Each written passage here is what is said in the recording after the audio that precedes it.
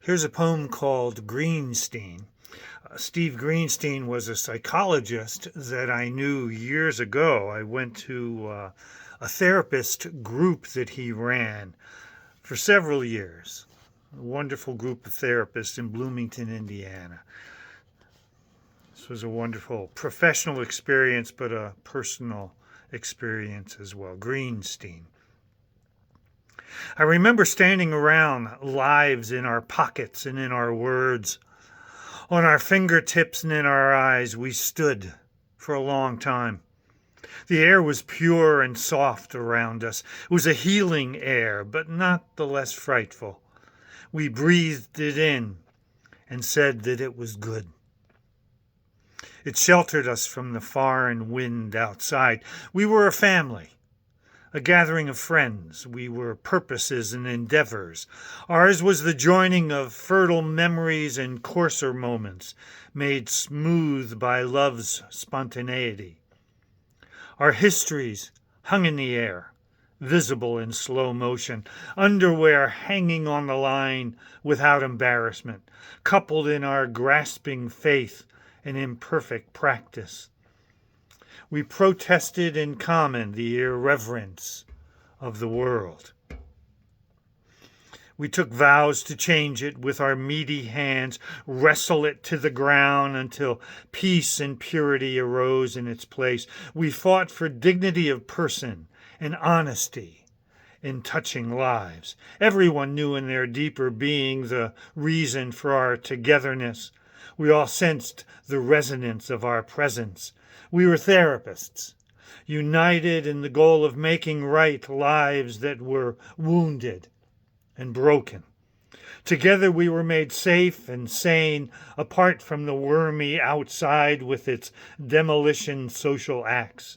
In here we understood, and we knew the dialogue. We crafted our lives out of the same wood, the curves dissected in similar ways.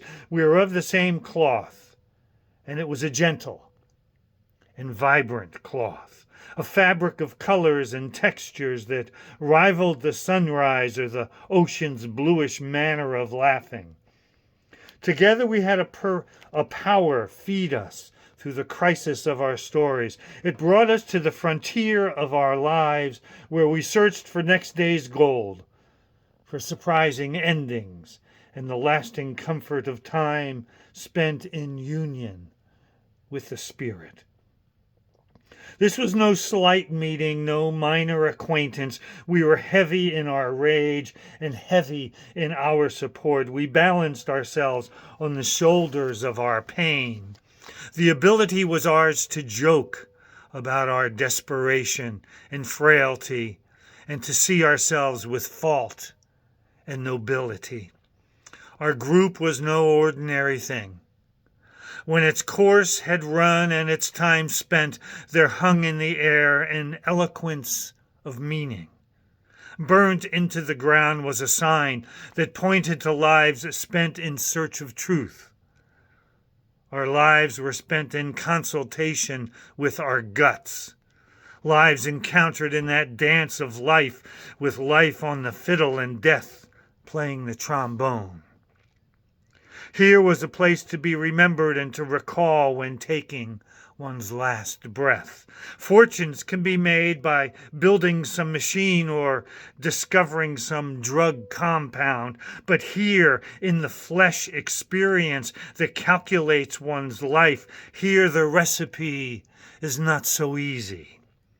The result is not so easy to discover.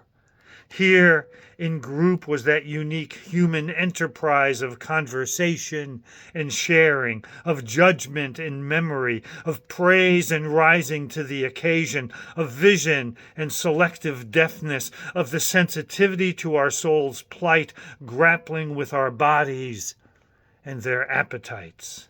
Here all of it played out in our drama and humor, in boredom and gentle love. Here we stood and lived our lives with each other,